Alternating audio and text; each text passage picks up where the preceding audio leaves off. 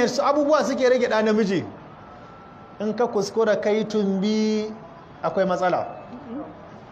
To me yake haifar da tumbi? Suka ce na farko akwai halitta, na biyu kuma akwai jin daɗi da wadata. Domin duk mutumin da akwai mutumin da fa in dare yayi zai zo baki masallacin nan a yanka masa tsire, da a sayi kaza. Haka ne ko ba haka bane?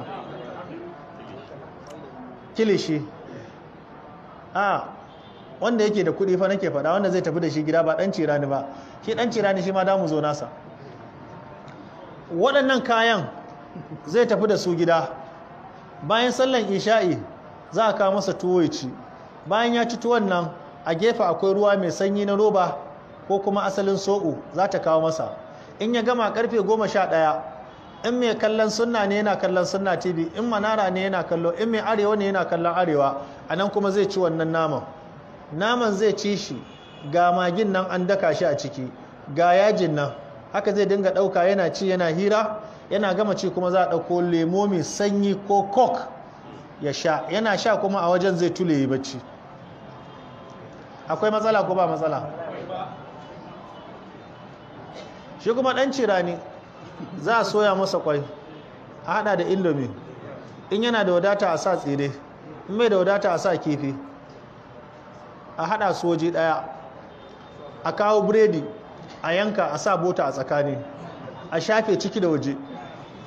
Zai zo yana cin wannan yana ci, sannan shayin za a sa rabin madara, a kawo obalti, a kawo milo, a kawo nescafe, a sa siga cokali 6.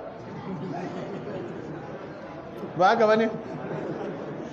Za a gauraya, aka gauraya, yana cin wannan yana gutsuran biredin kuma yana sha ana hira, sannan kuma ya kunna fim ɗin wayansa yana kallo a gefe. Idan ya gama ci fa a take a lokacin abinda zai na farko shine coke da a sawo masa mai sanyi ya sha.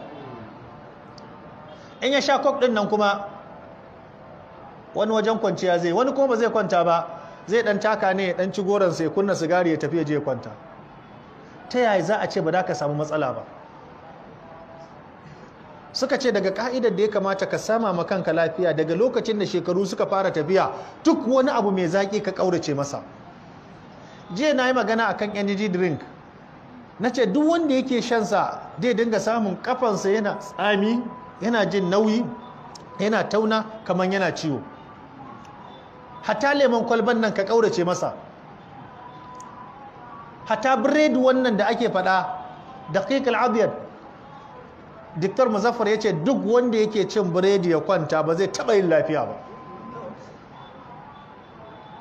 Yace duk wanda yake cin biredi ya kwanta yace ba zai taba yin lafiya ba. Yace domin su Misrawa ne kuma biredi abincinsu ne.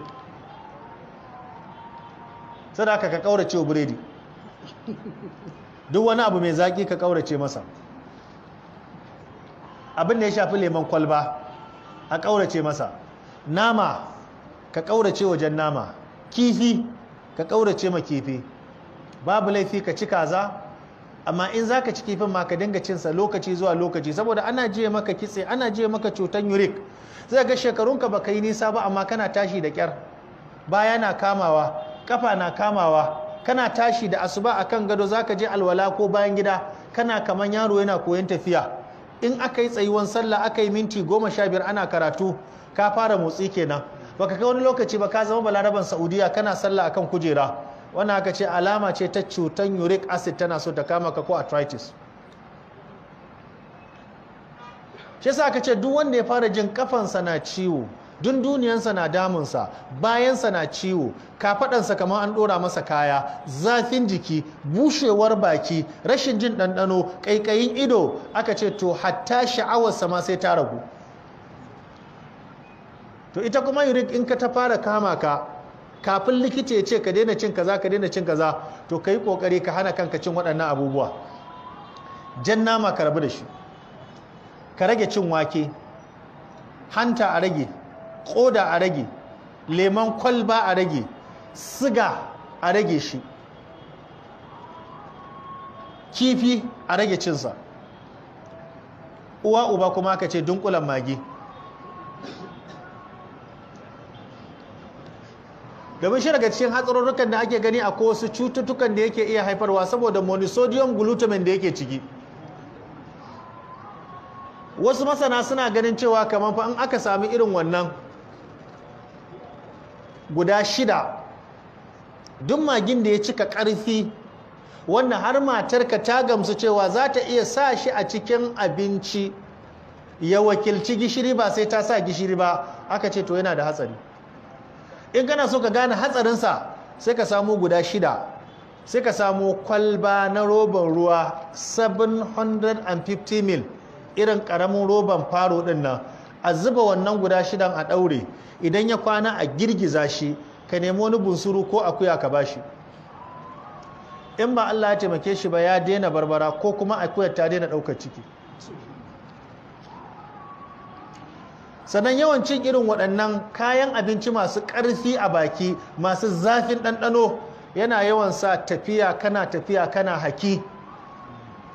Yawan cin irin waɗannan, ko da magana kake yi da ƙarfi ko ɗanka ya ɓata maka rai, in ka yi magana sai ka ji kana huci kaman ka yi gudu.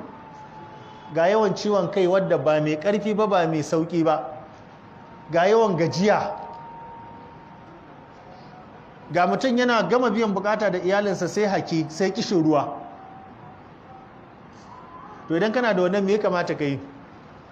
Suka ce ka samu ganyen gwanda guda 1 da tafannuwa ka tafasa ka sha shi na sati 2, duk guban da yake cikinka in akwai guban yayi yawa to gudawa za ka fara yi. To wani in ya fara gudawa sai ya dakatar, karka dakatar, ka ci gaba, domin binciken da suka yi suka ce ganyen gwanda sinadaran da suke jikinta suna da tasiri. In banda sinadarin da yake cikin ganyen gwanda Allah ya albarkace shi, wani sinadari ne cikin 'ya'yan itatuwa wanda duk zafin zazzabi da mutum yake ciki in ka dafa ka bashi a yanzu Allah zai bashi lafiya. To shi sai ka samu ganyen gwanda, sai ka samu tafannuwan. In ka samu tafannuwan sai ka hada su waje daya, sai ka kawo danyen citta sai ka sa, sai ka dafa. Idan ya dahu sai a tace. In aka tace ka sa shi a flask, ka wuni kana sha. In ka wuni kana sha, abinda ake bukata shine duk lokacin da ka tsuguna za ka yi fitsari ka kalli wani irin kalan fitsari kake fitarwa. Duk lokacin da za ka yi bayan gida ka ji wani irin fita bayan gida yake yi. Amma babu yadda za a yi ka ci abinci mai tauri, ka sha abu mai sanyi, ka ce bayan gidanka ba zai karfi ba. To waɗannan abubuwan sai kun kiyaye.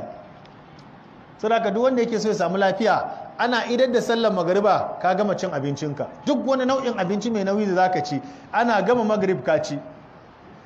Ai mun gani cikin bulugul maram, sahabban annabi sallallahu alaihi wasallama suna cin abinci, aka ce idan a abinci ga sallar mene? Sallar mene ne suke hadisin? Ga abinci ga wani sallah ne? Wani sallah kenan? Aka ce a gabatar da me? A gabatar da mene? Al'asha, abinci. Ashe kun ga cikin shari'a ma abinci ana cinsa ashe kafin a yi mene? A fi a kwanta. Da sallar isha da bacci wanne fi kusa? Sallar isha. Shi sa mutanen ƙauye ba kuɗi suke da shi ba amma sun fi mu tsarin cin abinci. Dan mutumin ƙauye ba zai taɓa ci maka abinci bai sallar isha'i ba. Kafin yaushe yake cin abinci? Kafin isha.